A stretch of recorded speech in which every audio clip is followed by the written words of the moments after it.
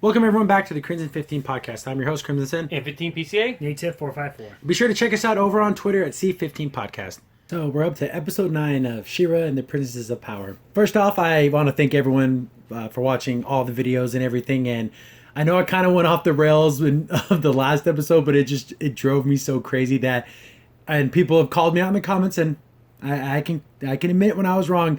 It became more of an angry reaction and like no analysis whatsoever. So I do apologize for that, but man, that prom episode was something else. So I'm going to get back to regular, not so angry me and moving on. Episode 9. This is a bad episode because of all of how everything works. It's a serious situation. As we saw in the last episode, Bow and Glimmer were kidnapped. They're being brought to the fright zone. Are they going to be tortured? Are they going to be killed? We don't know. They're going to go try to go save them. And they just go super silly. Like, sillier than an episode of My Little Pony. It's almost embarrassingly bad how they couldn't think of a cool way for the princesses to act. No, they solve everything through absolute silliness. But start out the episode, we have Catra gloating. Ha ha ha, my plan worked, and yours didn't. I'm so much better than you, Shadow Weaver. And she's just kind of ignoring her. Hordak calls him on the screen, and he's like, oh, the capture of Angelina's daughter. They actually say her name. I thought it was Bright Moon, but I was wrong. That's just the name of their land. So the Princess of Bright Moon, thank you for, you caught her, and we're going to basically use her as leverage.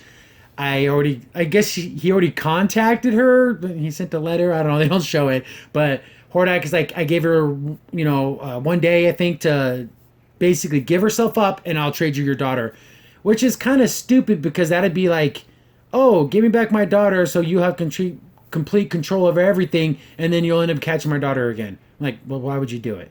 It's just a stupid plan. And, of course, Hordak's like, oh, Shadow Weaver, that was a good thing that you went and got those, the princess and her cohort Bow, even though that was a mission that no one signed off on, and that was just Catra and Scissor Punch. I don't see how I know it worked out for their favor for the time being, but that's complete insubordination, like, to the extreme. I don't know. But he's happy because they're going to be able to get the queen in.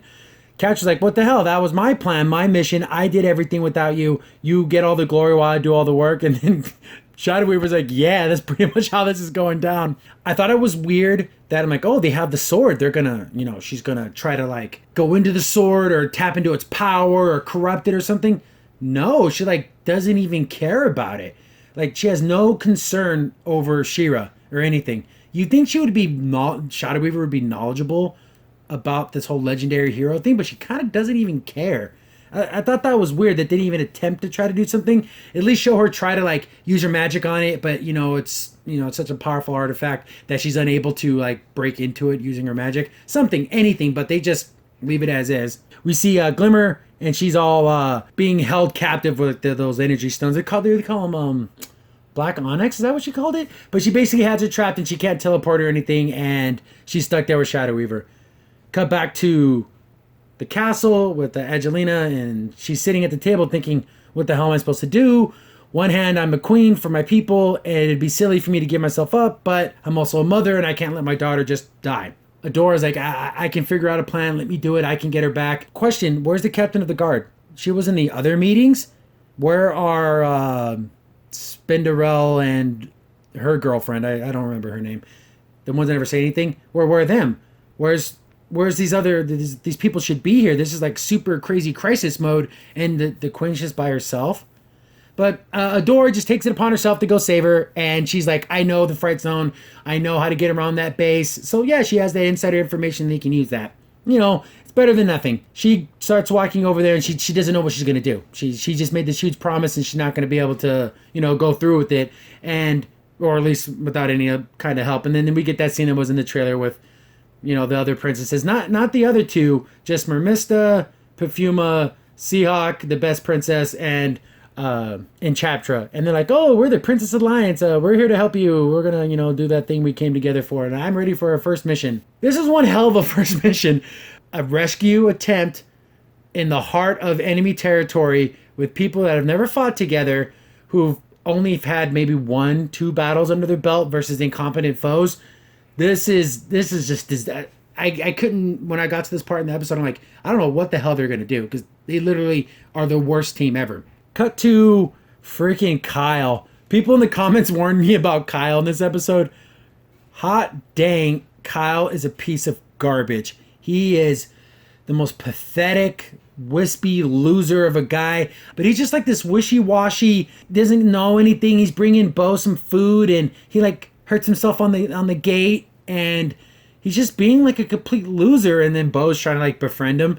And Kyle's like, oh, you're talking to me? No one's ever talked to me. Are you kidding me?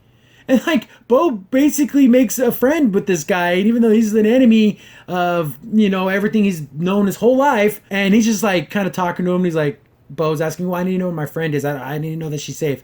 And Kyle's all, "Oh, that's classified information, and I don't know." But he's like being all worried, like he can tell he wants to like help him, but for like what reason?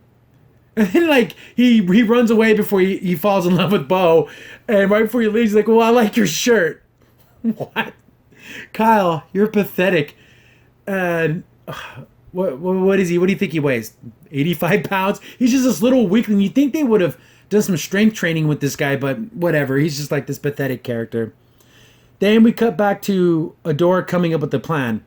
And this is where it gets silly because I specifically remember in the last episode, Adora had like actual little pieces that she would use for like when she was planning out how she was going to go to that prom and how to dance and everything. But here she's like using a shoe and some lipstick and a perfume bottle and nail polish. It's like, didn't you have all those things in your room from the last episode? It's just for gags. And she's trying to say, oh, Mermista, you could be the lipstick. Oh, that's gross. I want to be the knife.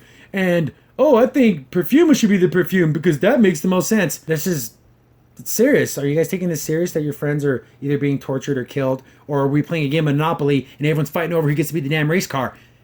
It's dumb.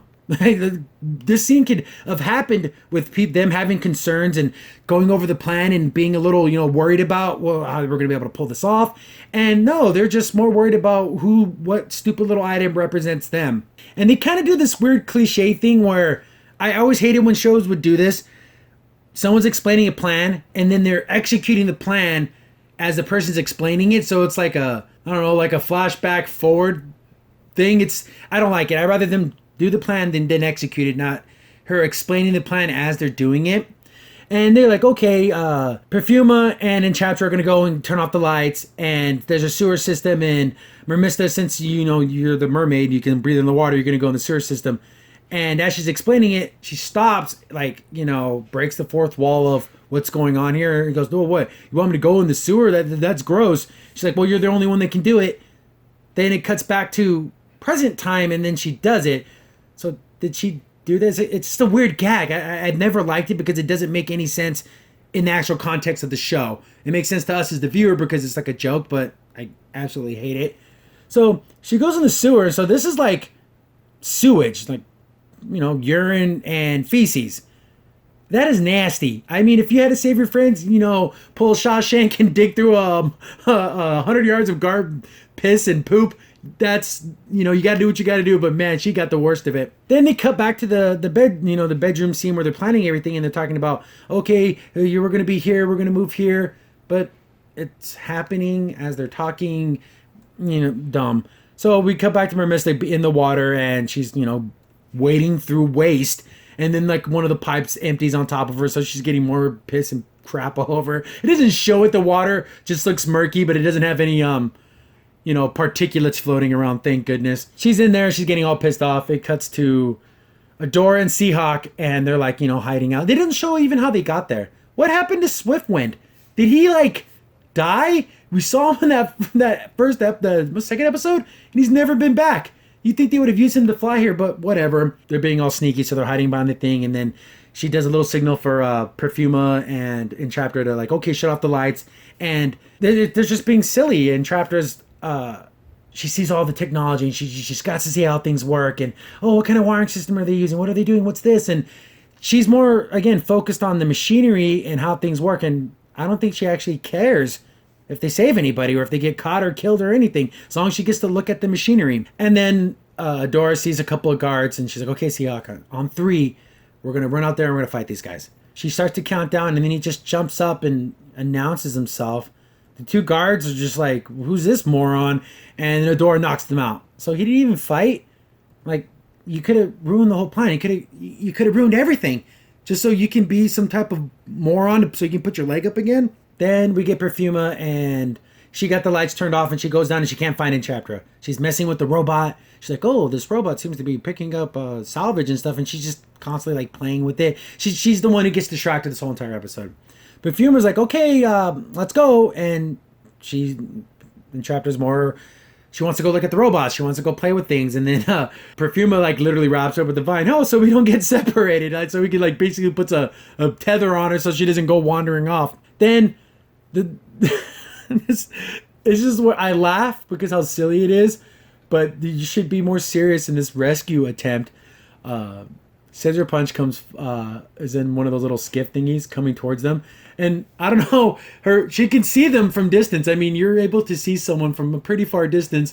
She comes up on Seahawk because he wasn't hiding with Adora. And she's like, who are you? And he just does this whole, oh, I'm an inspector for the base. And I'm here to inspect things. And of course she's a moron, and she's like, oh, I must have forgot. Man, it's been a while since we had an expansion. Come with me. And even Adora's shocked that worked. The audience is shocked. And the writers should have been shocked at how stupid this idea was. Who pitched this idea and thought, oh yeah, we're going to go with that. That's a good way for them to, continue on with the mission. Absolutely silly Billy, Looney Tunes logic, absolutely pathetic. Then she meets up with Perfuma and Entrapta, and she's like, oh yeah, we're here now. And she's like, well, we lost Seahawk. We need to start. You got to be serious because they're just kind of being weird. Like, oh yeah, she's kind of hard to work with, but we're here now. And they're so nonchalant about everything. And only Adora is the only one who's actually acting like this is a life or death situation. Everyone else is like, oh, this is like some type of video game, and we're just playing around. It's playtime. Mermista gets the door open that she was behind, and she's covered in junk. She would smell awful, but they're going through the hallway and they're sneaking around, and they get into like a little side room, looks like a broom closet, and they lost Entrapta again. She took off. They can't keep their hands on this girl, so she's messing with all the computers and, recording in her device about all the things she's finding, and she sees another little robot. Ooh, I gotta go after this little robot. Then she runs into a big, one of those like, not the giant spider bots, but one of the smaller ones. And I think, oh, she's going to be in for a fight. Cut back to Glimmer, and she can't teleport out of here. And I give her props for trying multiple times. Looks like it's hurting her every time she does it, but at least she's trying. She didn't give up. That's a good hero quality. You don't get many hero moments or hero quality type things in this show. That's one of them. Don't give up. Always try. Shadow Weaver, and she's talking to her and everything, and revealing all of her plans and everything, because that's what bad guys do.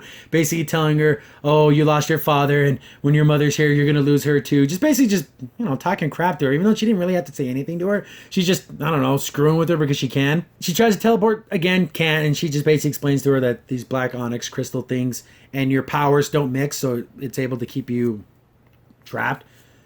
Cut back to Seahawk and Scissor Punch. And he's like, oh, this is you run a tight ship here. And, well, I've been done doing my inspecting. I need to go on and, go back to my land of inspectors.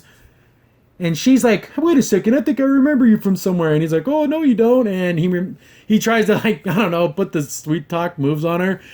Well, maybe you remember me from your dreams. Like, I mean, that is a Hail Mary if there ever was one. Of course it doesn't work. And she's like, oh, you were at the Princess Prom, which would just be the ball. It wouldn't be a prom, but she's like, wait a minute, you're with the rebellion. And of course she's trying to talk his way out of it and be all silly. He's like, he doesn't know what to do. He's like, he's not going to be able to fight her because he's a freaking pansy. Then he sees like this little computer screen that says duck. He's like, duck, what the hell? He ducks because Entrapta programmed it to make this little thing swing by. And she even admits like, well, I didn't know if I was going to hit you or hit her, but at least she tried something. So she ends up saving him. And she end up hacking that little spider bot, so now she has like a buddy. We cut back to Adora, Mermista, and Perfuma, and they see that spider bot. Like, oh no, they're going to be ready for a fight, but oh no, it's just Entrapta. She's like, oh yay, I saved Seahawk, and we're all together. Then there's a fight scene they skip because he shows some guys tied up in vines. So apparently there was like a little battle. I mean, we don't get to see it because we don't deserve it. And we get Entrapta just, she's in heaven. She's big sparkly eyes and everything. Oh, all this technology. And they're like, can you hack this console and get us to where Bo is and we can save him? She's like, well, I don't know, but I'm going to try. And she's like activating all the bridges and everything, and they're moving around, and it's just a big old, and she's just screwing with everything. She's not really helping, but she's just making a mess out of everything. Then we cut back to Bo and Kyle, and Kyle like came back and he's like talking to him and like, oh, we can be friends. And he's telling Bo everything, where she's at, well, what Shadow Weaver's doing is, it's just ridiculous that he just spills the beans on everything. And even Bo's like, why are you telling me these things? And Kyle's like, you're the only person to ever listen to me, so we're like friends. And then like they both touch the glass. I'm surprised we didn't get the scene out of the cable guy where he pulls his shirt up and puts his nipple up against the glass. It's ridiculous. Kyle, you're horrible. You're a terrible bad guy. If he's this wishy-washy, he would make a terrible good guy too, because he has no fortitudeness. He can't do anything. He stands for nothing. He's just a little wispy little pansy of a man. It's just unbelievable how pathetic he is. They get the bridge over to where Bo is, and they're going to try to, they find out where he was, and they're going to try to go save him. And Entrapta's trying to get him over there, but of course she's screwing up and everything, and she's raising it and lowering it to the wrong levels, and then she runs into her old crew. Lizard Person and, God, I can't remember her name, but the girl with the cornrows, she jumps up there, and she's going to fight them. And Adora seems like scared. You were like the captain of all these people. Wouldn't you be the better fighter?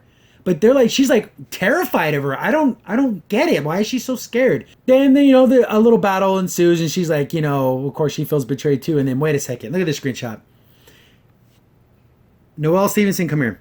This girl obviously has bigger breasts than an A cup. You lose your feminist card. Go back to the drawing board. Get the eraser out. This girl needs to be flat. How dare you? How dare you? So they start fighting again, and they're kind of like evenly matched, which is kind of weird. Shouldn't Adora be so much of a better fighter? Then that lizard person jumps into the control chamber and does kind of a cool little ninja flip and everything. And you think, oh, cool, we're going to have a fight here. He kind of just gets his butt kicked. Or I don't even know if it's a boy or a girl. I'm assuming it's a boy. It doesn't talk. It just like roars and stuff. So I don't even know if this lizard creature even has a speaking language we can understand. So, Entrapta like ties him up with her hair, and then Mermista jumps on him, and they just kind of kick his butt. Cut back to Adora, and they're fighting, and Perfuma knocks out Cornrow's girl, knocks her off the thing, but of course she lands on her feet. They're going up and down, and we come back to Bo and Kyle's just using Bo as his like psychiatrist. He's talking to him, oh, tears in his eyes, no one listens to me, I get in trouble for all kinds of stuff. And Bo's like, oh yeah, that sounds awful. Like he's as disinterested in Kyle as the whole audience is. And he's just going back and forth, and the fight's taking place behind him. And so Bo's like, oh, tell me more. He gets him to keep talking so he doesn't turn around. What if he did turn around?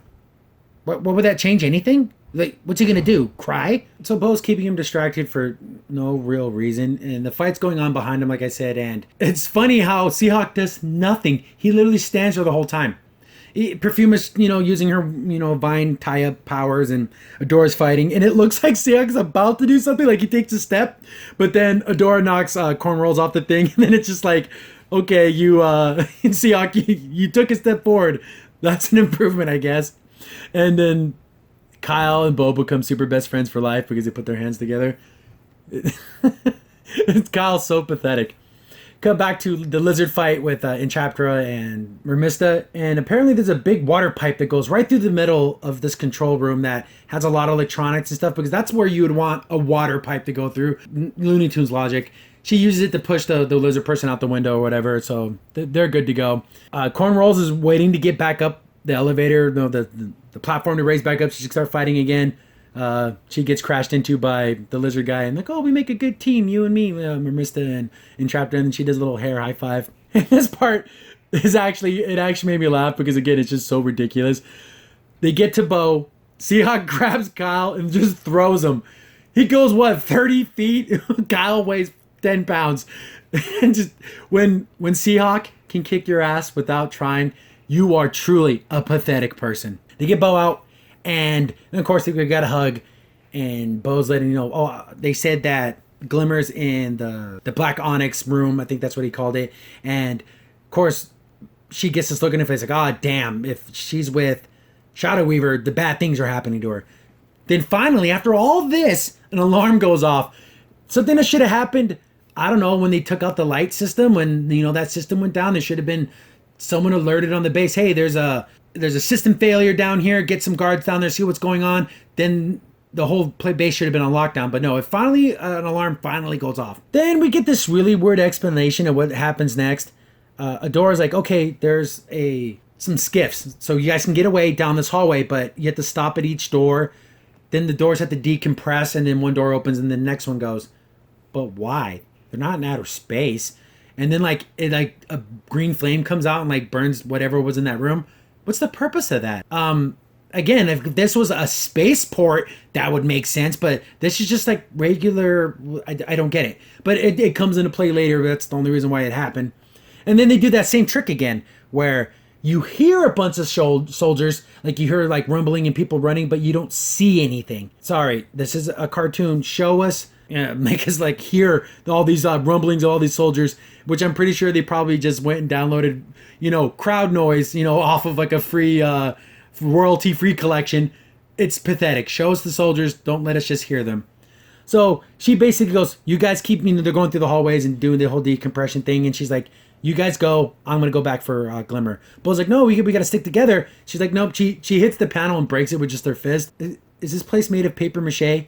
Or it's you want to build, I can understand her hitting the button and maybe it breaks a little bit. No, she completely destroys the key panel, and they run through, and then you get to see the door shut, and then the little green flame goes like it. I don't know, is that a decontamination? It's really weird. She actually has a good idea. She just gives up. Take me to Shadow Weaver. And of course, I guess that was the orders. If you get a door, bring her to me. No one contacts Hordak. We have this whole prison break situation, and Hordak doesn't know. They don't tell him. That's really stupid. She comes to the room with Glimmer still in her little trap thing. She can't teleport. They tie her down to a table, and we see Shadow Weaver's like, oh, and she does the most freaking, this is a bitch move, Shadow Weaver, bitch move. She straight up tells Catra, oh, Adora's back. Go pack your stuff out of the Force Captain's things. You're going back to the regular barracks, and we're going to re-promote Adora in your place. That is so screwed up. These two characters hate each other, and they will do anything to get at each other. It's almost comical how much they hate each other. And it made me laugh. And then Catra's like, are you kidding me? You're going to pick Adora again over me, even though she betrayed all of us, potentially destroyed tons of our equipment and or killed all of our soldiers, and you're still picking her? A little ridiculous. And is it just a mother-daughter thing? Because if it was a She-Ra thing, wouldn't she try to manipulate her into being an evil She-Ra? No, she just tries to erase her mind so she doesn't remember being She-Ra anymore. Odd.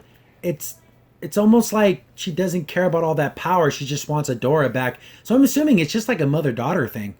I don't know. It's so weird. There's got to be something more to that. There's only a few more episodes. I hope they give us some type of explanation. But she's doing the whole I'm going to erase your mind, and does the whole little, shock your brain. And Glimmer's in the room too. So she's seeing all this happening, her friend being tortured, which is a cool scene it builds some tension. But all that silliness in this episode, this tension, this drama is undercut. So we cut back to the other crew, and they're running through all the doors, and they're doing the whole decontamination process. And Bo's like, we have to go back. Perfuma actually says, no, we got to do what Adora told us. We'll get the skiffs, we'll bring them back, and we will save everyone. We can't, all go running back. We have to stick to the plan. Thank you, Perfuma. You actually have 2 brain cells while everyone else only has 1. Cut back to the torture scene, and this is cool. I like hero moments. Even though it is causing her immense pain, Glimmer keeps trying to teleport out of this thing, and she accomplishes it. She actually does it. Cool. She goes up, and no magic in the world can beat a punch to the face. So she gives Shadow Weaver a friggin' haymaker. And here's something funny. Look at this screenshot. She looks kind of buff. She looks cool, heroic. Then in the very next scene, she goes back to being dumpy. So why can't she look kind of like this the whole time? She looks kind of cool. Then, she's worried that Adora, the brainwashing thing made her forget. And of course, she's like, you know who I am? Oh, you're Glimmer, gives her a hug. Hooray. Cut back to the other team escaping. And I guess they were using that little spider bot robot thing to unlock the doors. It gets stuck somehow, like the little cord would unplug. I mean, couldn't it have been something more, I don't know, dramatic? But it's just like this, this little, just gets stuck in the freaking, the USB port got stuck. So Entraptor's like, oh no, my robot pal. She goes back to get him, and the door's shut, and we see those green flames. So everyone's like, she's dead. She's done. They're like, oh crap, we gotta keep moving though. We cut back to Adora and Glimmer. They're escaping, and Glimmer can't teleport. And you can see that that little red energy was still affecting her. So maybe it caused more damage than it didn't. This obviously is Catra has they actually call it the Sword of Protection, which is the actual name of the sword in the original series. I don't know how she knew that, but we got the actual name of it, which is cool. You see Catra walking down the hall and then like dragging the sword across the wall, like, I don't know, like a slasher villain in an 80s horror movie, like Freddy freaking Krueger. She looks really scary. And again, we actually get real shading here, which is nice. But then it comes back to the crap animation and crap art style. She has the sword, points it at her, and then just gives it to her. I guess this is like a get back at Shadow Weaver. She does the whole tsundere thing. Oh, you can have the sword, but it's not because I like you, Baka. I'm surprised she didn't say that. Gives her the sword, and it's like, oh, here you go. She turns into She-Ra. And they've been skipping the transformation animation, which is, I guess, nice, so we don't waste our time looking at it. And Catra just kind of lets her go. She-Ra's chopping away through all the stuff, and there's the skiff to come and get them. They jump up, but they all reunite and hug. And everyone's looking a little sad, and She-Ra's like smiling, oh, we did it. And then she notices, oh, crap, where's Entraptor? And she's like, oh, she didn't make it. She's like, oh, we have to go back and get her. And they're like, no. She didn't make it. Why don't they just say, we were going through those doors, and then when they shut, she got behind, and then she got in the decompression thing, and she died.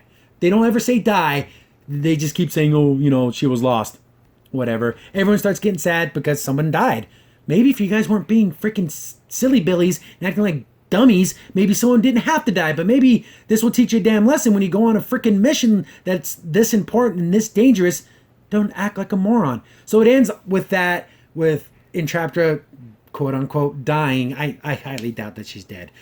I don't think the show has, for the lack of a better term, doesn't have the balls to kill anybody. That's not going to happen. So a much better episode. Much, much, much better than the prom episode, but it's still filled with silly moments. And I think every mediocre episode, this one is probably a little bit less than a 5. 4 out of 10, just because, the whole I'm the inspector, everyone acting silly, Entraptor going around being infatuated by anything that's shiny. All that brings it down. You could have had the same exact story, same exact outcomes, all the high points. You hit all the key points. Just don't have all the weird, silly, stupid crap. It really undercuts every opportunity for drama, every opportunity for actual character growth.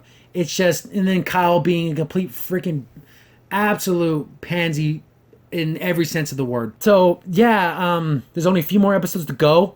This one was, like I said, it's a little bit worse than the middle. It's one step back, so a 4. I think that's how this whole series is going to go. A whole bunch of 5s, a 6, a 4, the freaking Princess Prom episode, which is a 1 out of 10. And, it's just boring because I wish I could feel bad. The characters feel bad at the end of this episode, but as a viewer, you don't, because it's all silly all the damn time. So there's no drama. I don't feel anything. So many missed opportunities. It's just squandered potential. And we'll have episode 10 tomorrow, and we're rounding the final bend, and only 13 episodes. But thanks for watching, guys, and we'll have the next episode tomorrow. Crimson Sin here. Thanks for watching, and be sure to like, sub, and share. Also, for the most up-to-date information about the podcast, follow us on Twitter at C15 Podcast.